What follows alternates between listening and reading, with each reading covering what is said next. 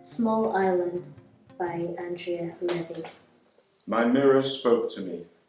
It said, "Man, women gonna fall at your feet." In my uniform of blue, from the left, from the right, from behind, I looked like a god. And this uniform did not even fit me so well. But what is a little bagging on the waist and tightness under the arm when you are a gallant member of the British Royal Air Force? Put several thousand Jamaican men in uniform, coop them up a while, grand old Duke of York style. You march them up to the top of the hill and then back down again, and they will think of nothing but women. When they are up, they will imagine them, and when they are down, they will dream of them. But not this group I travelled with to America. Not Hubert, not Fulton, not Lenval, not James, not even me. Because every last one of us was too preoccupied with food. The only flesh we conjured was the sort you chewed and swallowed. This was war. There was hardship I was prepared for. Bullet, bomb, and casual death. But not the torture of missing cow foot stew. Not for the persecution of living without curried shrimp or pepper pot soup. I was not ready. I was not trained to eat the food that was prepared in a pan of boiling water, the sole purpose of which was to rid it of taste and texture. How the English built empires when their armies marched on nothing but mush should be one of the wonders of the world. I thought it would be combat that would make me regret having volunteered. Not boiled up potatoes, boiled up vegetables, grey and limp on the plate like it had been eaten once before. Why the English come to cook everything by this method? Lucky they kept that boiling business as their national secret and did not insist that people of their colonies stop frying and spicing up their food. A middle-aged man, not in uniform, kept his hands resolutely in his pockets before addressing me. Eyeing intently the young woman, who was by now getting on very nicely with Lucky Fulton, consorting with him as we had been assured no white woman would. This man, not looking on my face as he spoke to me, why would you leave a nice sunny place to come here if you didn't have to? When I said, "To fight for my country, sir," his eyebrows jumped like two caterpillars in a polka. Your country?" he asked, without need of an answer. He then took the young woman's arm, guiding her, reluctant as she was, away from Fulton and the group. Let me ask you to imagine this. Living far from you is a beloved relation whom you have never met. Yet this relation is so dear, akin she is known as mother. Your own mummy talks of mother all the time. Oh, mother is a beautiful woman, refined, mannerly, and cultured. Like the Lord above, she takes care of you from afar. There are many valorous tales told of her, which enthrall grown men as well as children. Her photographs are cherished, pinned in your own family album to be admired over and over. Your finest, your best, everything that you have is worthy, is sent to mother as gifts. And on a birthday, you sing songs and party. Then one day, you hear mother calling. She is in trouble. She needs your help. Your mummy, your daddy say, "Go, leave home, leave familiar, leave love. Travel seas with waves that swell above you as concrete buildings. Shiver, tire, hunger. For no sacrifice is too much to see you at mother's needy side. This surely is adventure. After all you have heard, can you imagine? Can you believe soon you will meet mother?" the filthy tramp that greets you is she. Ragged, old and dusty as the long dead. Mother has a blackened eye, bad breath, and one long tooth that waves in her head when she speaks. Can this be the fabled relation you heard so much of? This twisted, crooked, weary woman? This stinking, cantankerous hag? She offers you no comfort after your journey. No smile, no welcome. Yet she looks down at you through lordly eyes and say, "Who the bloody hell are you?" Okay, Gilbert, you have gone too far. I can hear you say. You know I am talking of England. You know I am speaking of the mother country. But Britain was at war. You might want to tell me, of course, she would not be at her best. Some of the boys shook their heads, sucking their teeth with their first long look at England. Not disappointment. It was the squalid shamble that made them frown so. There was a pained gasp at every broken down scene they encountered. The wreckage of this bombed and ruined place stumbled along streets like a devil's windfall. Other boys looking to the gloomy sunless sky, their teeth chattering uncontrolled, gooseflesh rising on their naked arms, questioned if this was the only warmth to be felt in an English summer. Small islanders gaped like simpletons at white women who worked hard on the railway, swinging their hammers and picks like the strongest man. Women who sent as much cheek back to those whistling boys as they received themselves. While even smaller islanders, boys unused to polite association with white people, lowered their eyes, bit their lips, and looked around them for confirmation when first confronted with a white woman serving them. "What can I get you, young man?" Yes, serving them with a cup of tea and a bun. A college-educated Lenval wanted to know how so many white people come to speak so bad, low class and coarse as cane cutters. And let me not forget James, perplexed as a newborn, standing with military bearing surrounded by English children, white urchin faces blackened with dirt, dried snot flaking on their mouths, who yelled up at him, "Oi, darky! Show us your tail!" But for me, I had just one question. Let me ask the mother country just this one simple question. How come England did not know me?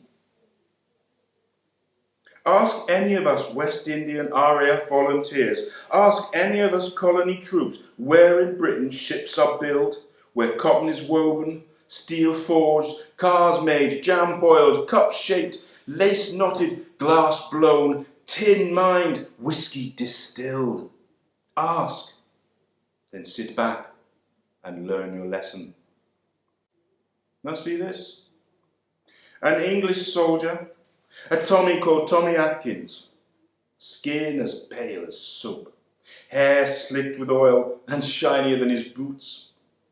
See him sitting at a pub, sipping a glass of warming rum and rolling a cigarette from a tin. Ask him, "Tommy, tell me now, where is Jamaica?" And hear him reply, "Well, dunno. Africa, ain't it?" And here is Lady Havelock, living in her big house with her ancestors' pictures crowding the walls.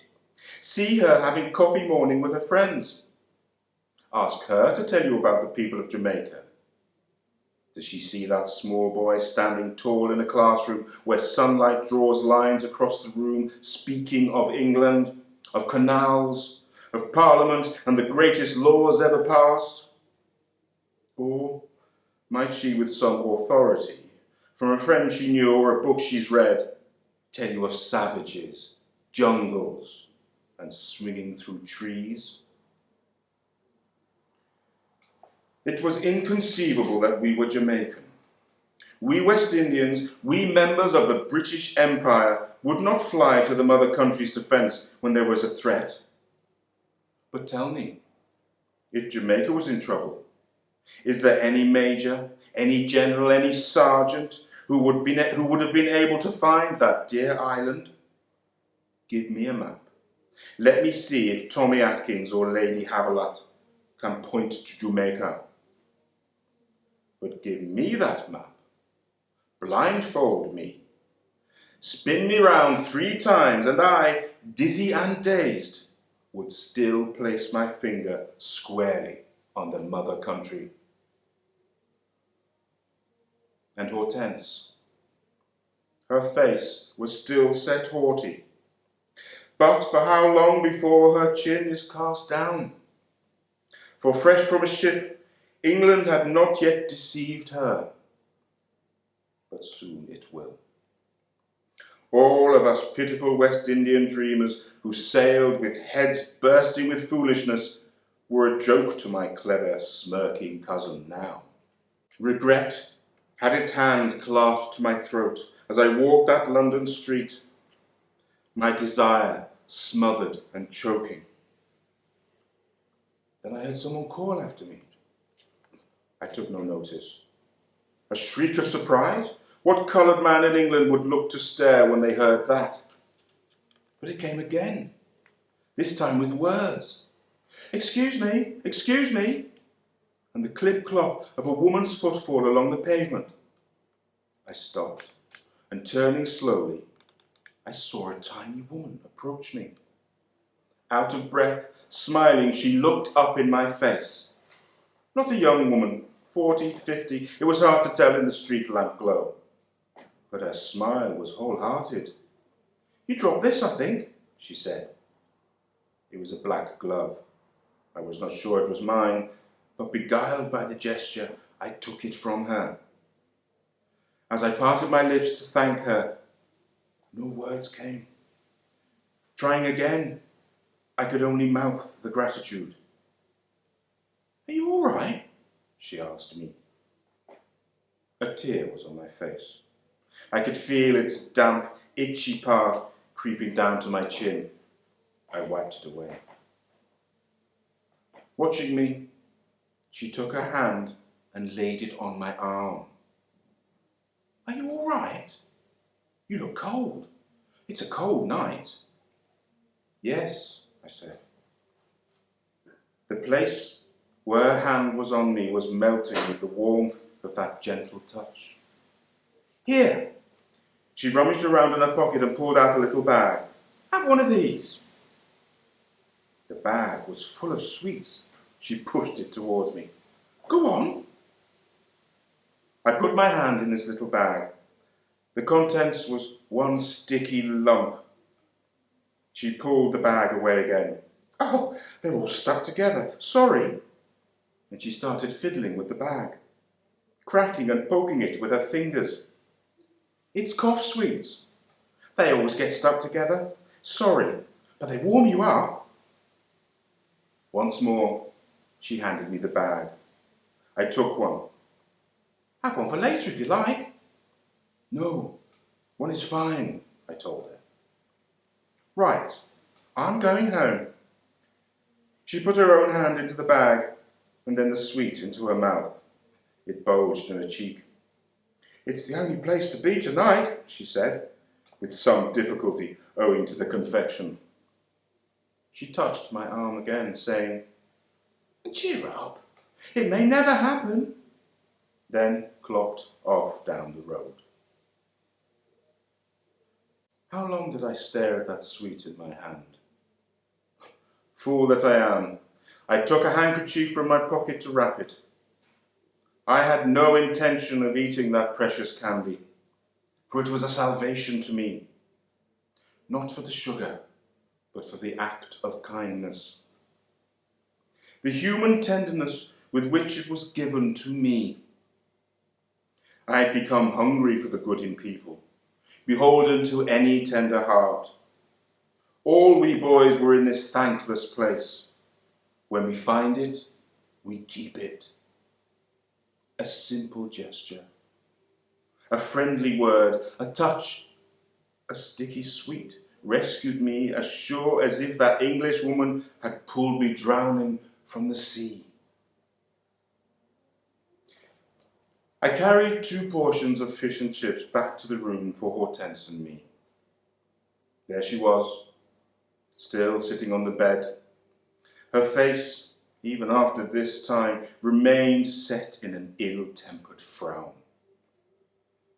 "See here, Miss Muckyfoot," I said. "I have fish and chips for you and me." Only her big eyes swiveled in my direction, while her arms folded tighter across her chest.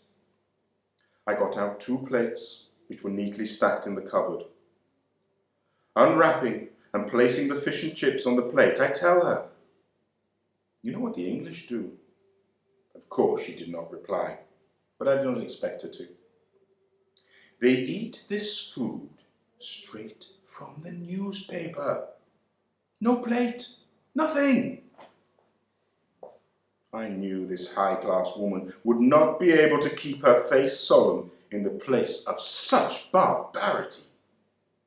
Scandalized, she could not stop herself staring on me in disbelief. Yes, from the newspaper. So, lesson number 1, Miss Muckyfoot. This is a chip.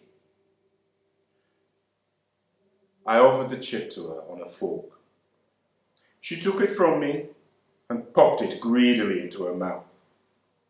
And now, lesson number 2.